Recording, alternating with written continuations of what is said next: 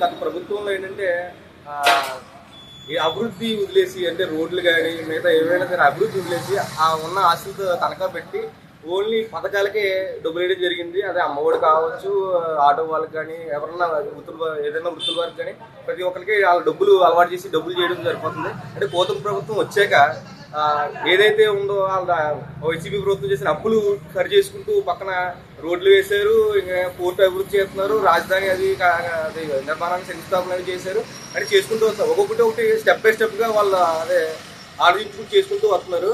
అలాగే ఇప్పుడు present Amma Vodi school కాబట్టి అమ్మఒడి వేస్తే చాలా బాగుంటుందని చెప్పేసి చాలా మంది అభిప్రాయపడుతున్నారు. అలాగే ఉచిత బస్సు నెక్స్ట్ మహిళలకి 15,000 వేసి కూడా జగన్ ప్రభుత్వంలో ఆ డబ్బుల కోసం చాలా మంది మహిళలు ఎదురు చూస్తున్నారు. అది కూడా చేస్తే బాగుంటుందని చెప్పి నేను అనుకుంటున్నాను.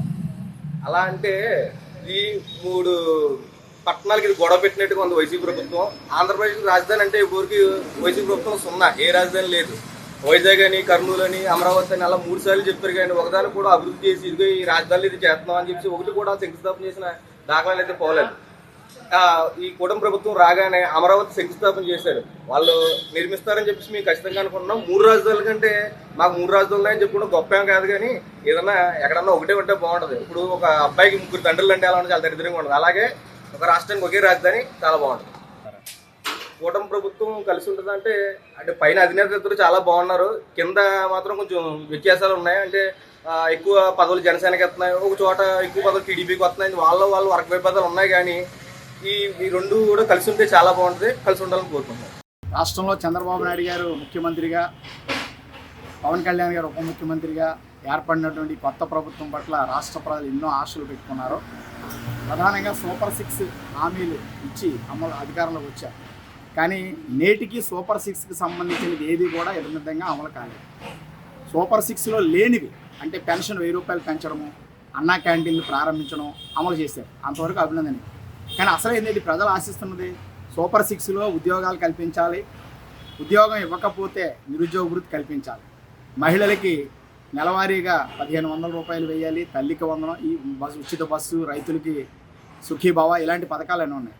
ఇవన్నీ కూడా వాయిదాలు వేసుకుంటూనే వస్తూ ఉన్నారు.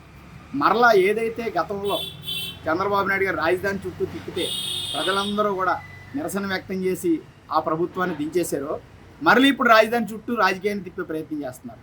ఇది సరైన పద్ధతి కాదు. ప్రజలకు కావాల్సింది మన రాష్ట్రం తీవ్రంగా ఎదుర్కొంటున్న సమస్య నిరుద్యోగ సమస్య. ఉద్యోగాల కోసం మన రాష్ట్రంలో ఉన్నటువంటి యువకులు ఫస్ట్ ప్రయత్నం వైజాగ్ చేస్తున్నారు. అది కాని పక్షంలో హైదరాబాదు, బెంగళూరే పొట్టచేత పట్టుకుని వెళ్ళిపోతున్న పరిస్థితి ఉంది.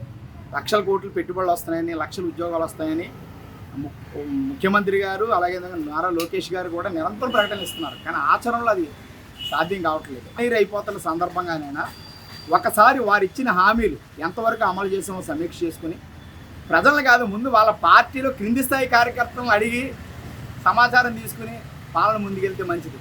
పోలవరానికి సంబంధించి కేంద్ర ప్రభుత్వానికి బాధ్యత, రాజధాని నిర్మాణానికి కానీ లోటు బడ్జెట్ పూర్తి చేసుకోవడం కేంద్రం బాధ్యత. కేంద్రం యొక్క ప్రభుత్వం ఈవేళ మన రాష్ట్ర ఎంపీల మీద ఆధారపడి ఉంది కాబట్టి ధైర్యంగా రాష్ట్రానికి రావాల్సిందని రప్పించుకోవచ్చు. గ్రాంట్ల కంటే అప్పులు ఎక్కువ రప్పించుకుంటున్నారు. ఈ విషయాలు అర్థం చేసుకుని ప్రజలు కోరుకునేది ఏంటంటే అప్పులు కాదు, మనకు కావాల్సింది గ్రాంట్లు రప్పించుకోవాలి. కేంద్ర ప్రభుత్వ పథకాలు ఇక్కడ బాగా అమలు చేయించుకునే విధంగా చేయాలి, ఉపాధి కల్పనకు ప్రాధాన్యత ఇవ్వాలా. వారు ఇచ్చిన హామీలు ఎంతవరకు అమలు చేసామో సమీక్ష చేసుకుని ప్రజలకు సమాధానం చెప్తే బాగుంటుందని తెలియజేస్తాం. అంటే ఇప్పుడున్న రాజకీయాన్ని రాబోయేదానికి ఊహించి చెప్పలేం. కొన్ని చోట్ల పరిణామాల్లో అధికార పక్షం, అధికార కూటమిలో ఉన్నటువంటి సభ్యులు వాళ్ళ నాయకుల మధ్యన కొన్ని రకాల డిఫరెన్స్లు వస్తున్నాయి, సర్దుకుంటూ ముందుకెళ్తున్నారు. ప్రజలకి కూటమి ప్రభుత్వంలో ఉన్నవాళ్ళు సర్దుకుంటారా లేదా అంటే, కూటమి లేకపోయినా సరిపడా ఎమ్మెల్యేలు తెలుగుదేశం పార్టీకి కూడా ఉన్నారు. ఇక్కడ కావాల్సింది ప్రభుత్వం కొనసాగింప, కూటమిలో ఐక్యత అనేది కాదు, ప్రజలకు ఇచ్చిన హామీలు అమలు చేయాలి. అమలు చేసే విషయంలో తెలుగుదేశం పార్టీకి ఎంత బాధ్యత ఉందో జనసేనకు కూడా అంతే బాధ్యత.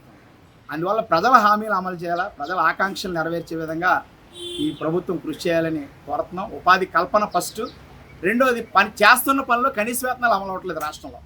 కనీస వేతనాలు ప్రైవేట్ కంపెనీల్లో పనిచేసే వాళ్ళకి జీతం రాష్ట్ర ప్రభుత్వం ప్రైవేట్ కంపెనీ ఇస్తుంది. కానీ 2011 నుంచి షెడ్యూల్ పరిశ్రమల్లో వేతనాలు పెంచలేదు. అది ఒక జీవో ఇస్తే చాలు, ఆటోమేటిక్గా ప్రైవేట్ కంపెనీ వాళ్ళ కార్మికులకు జీతాలు ఇస్తారు. ప్రభుత్వానికి ఖర్చు లేని జీవో ఎందుకు ఇవ్వడం లేదో ఒకసారి ఆలోచించాలని విజ్ఞప్తి చేస్తాను.